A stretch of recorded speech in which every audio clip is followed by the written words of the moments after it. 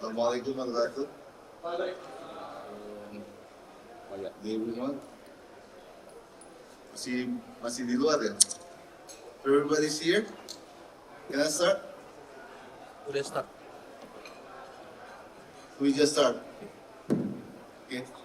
Thank you for the opportunity and the invitations to speak on this event. So, if you look at the screen, it's about the governing the digital economy, enabling trust, skill, and innovation in Indonesia. Well, it sounds like policy papers, but actually it's not. This presentation is more practical than about the things that we have been doing for the last few years, and things that are still on progress, and things that are going to be implemented in the very short term. So if you look at the three words, trust, skill, and innovations. Trust is the currency, so skill is the vehicles, and innovation is destinations. Before I start, I want to give you the paradigm of the government right now. Regulations or any compliances of the industry is not to restrict the growth of AI or any new technology, but actually is more to enable and foster the growth of the use of AI. This is the first slide. I always present this first slide because these are the two sides of the coins of AI. AI has immense potentials to boost the economic growth. AI is expected to generate about 15.7 trillion in revenue based on the projection. This is actually the estimations of one of the largest consulting firm, PwC. So one thing, AI has an immense potentials, but on the other hand, it has also, it carries a lot of risks. Yeah.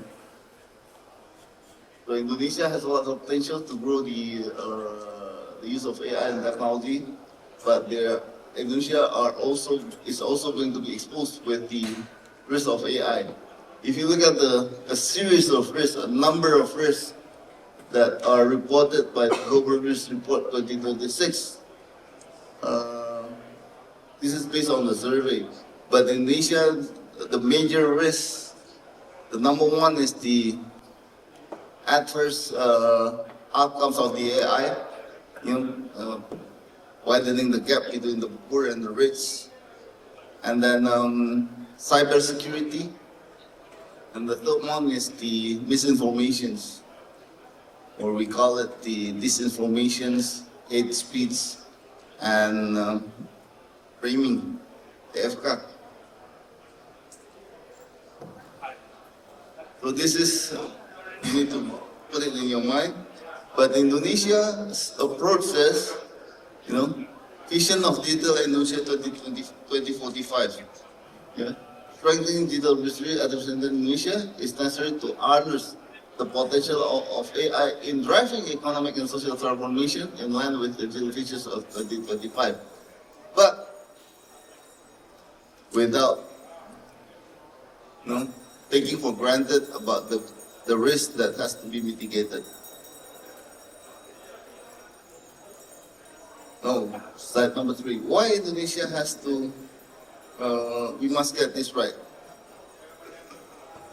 Indonesia's approach to AI governance matters so much because its stakes are unique and high. You are targeting an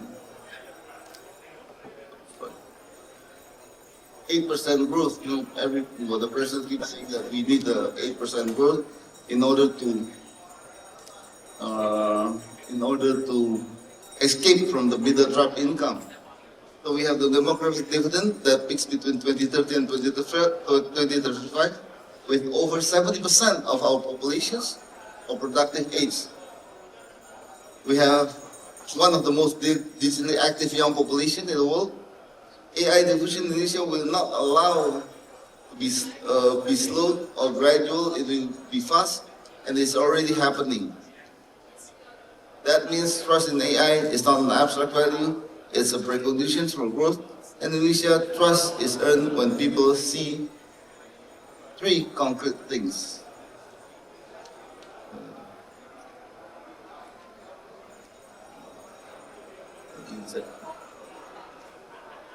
The first is better value for public money, more efficient government spending, smarter allocations of resources, and services that are more affordable for ordinary. Fairer and more inclusive public services, AI that does not replicate existing inequalities, but actively closes them, reaching communities that formal systems have long overlooked. Stronger protections of information's integrity and data sovereignty. And in the context of the BFSI sector specifically, this trust translates into two measurable accelerators. No, in the old days when we studied economy, we know the concept of velocity of money. So velocity of money here is accelerated by the payment, like Chris, e-wallets, e-commerce platform, P2P lending, and instant settlement system. But now everything is about data, so we also take into account the velocity of data. So accelerated by real-time analytics, AI ML processing, the API economy, and cloud computing. These are not just fintech trends, they're structural shift in how capital flows and how financial decisions get made, get governance right, and this shift create enormous shares of prosperity. Get it wrong, and they amplify exclusions and risk. This is all about the infrastructures that we have. This gives you the, you can imagine that Indonesian people are preparing to for the transformations toward the new digital economy where AI played an important role in this sense. Our governance architecture is not single law or single agency, it's layered ecosystems. Yeah? Sorry, this is the infrastructures. You can see the national data centers in Cikarang provide softwares, integrated data backbone. This is Satria, but now we are going to operate Nusantara 5, so another satellite will be in operations. This is all about the connectivity that we have all over Indonesia. So in terms of infrastructures, actually Indonesia is preparing a lot for the upcoming digital economy. As for the human capital infrastructures, I also mentioned that human capital is very important as an infrastructures. We are targeting about 45,000 science and technology professionals, especially in AI. AI curriculum integrations into primary and secondary schools beginning in the last years actually has started, and we all and also national work competency standard for AI and data science, especially a recognized professional baseline. This is matters for BFSI because imagine if BFSI sectors are fully digitized and then you don't have like enough connectivity, so everything will not be working as you are expecting. This is about the regulatory engine room, 3 pillars for BFSI. This is very important. Number 1 is regulatory sandbox.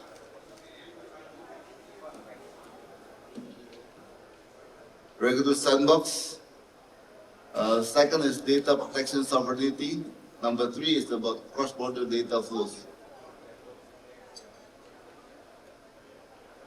You can read it in our presentations.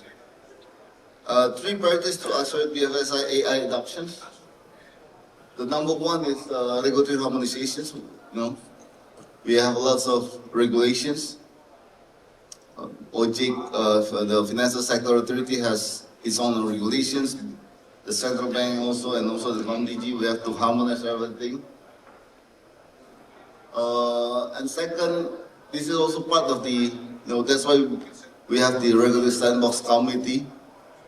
And also the AI audit, the proposed AI audit and certification standardizations.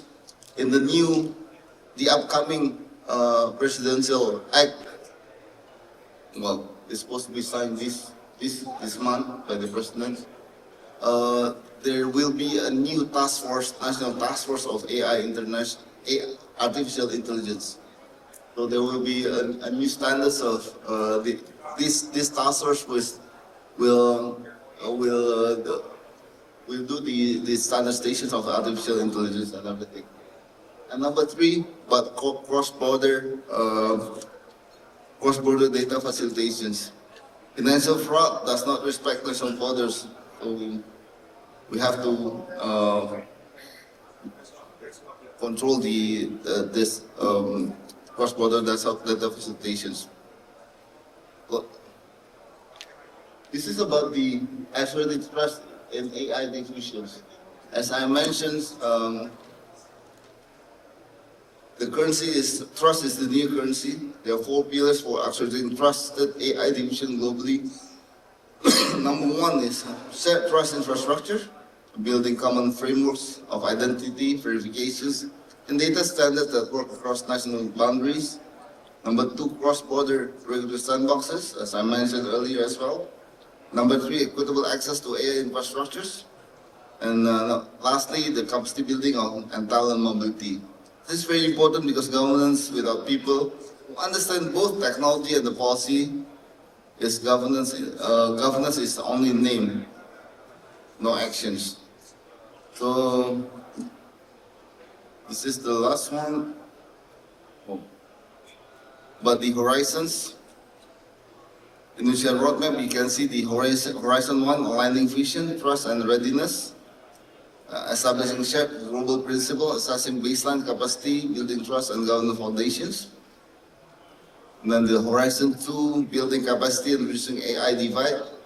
As I mentioned in the beginning, one of the major risks of Indonesia is the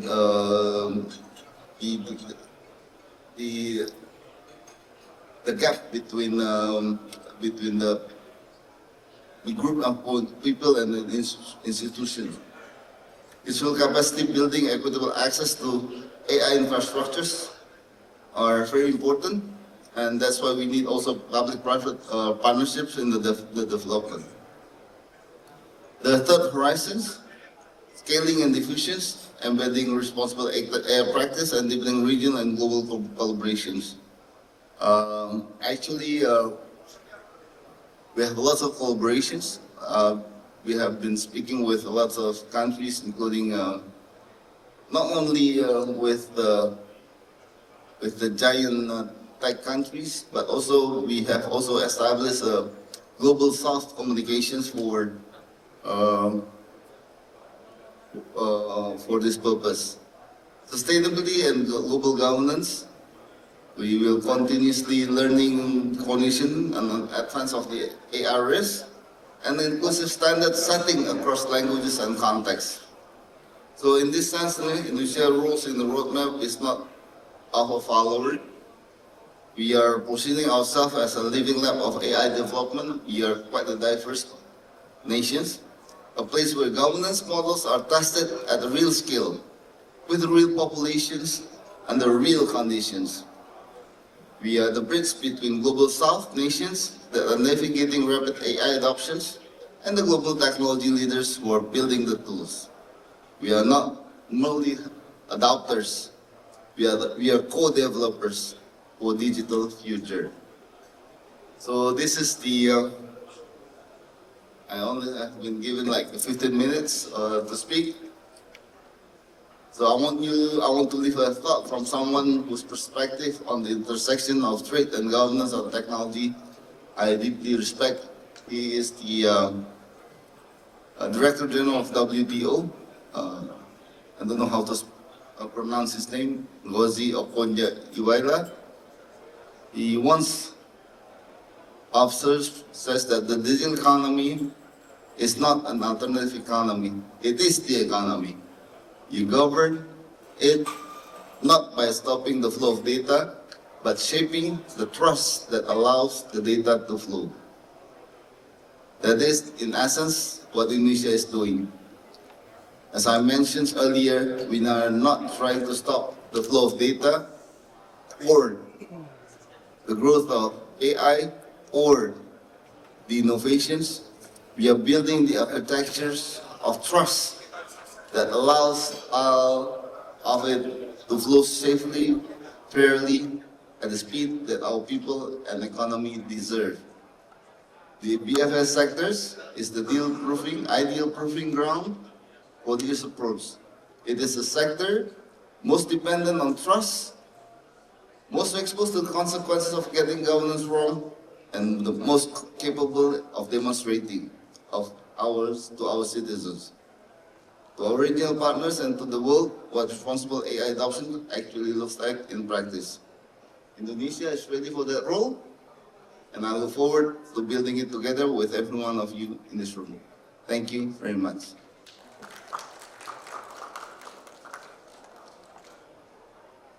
Are there any questions?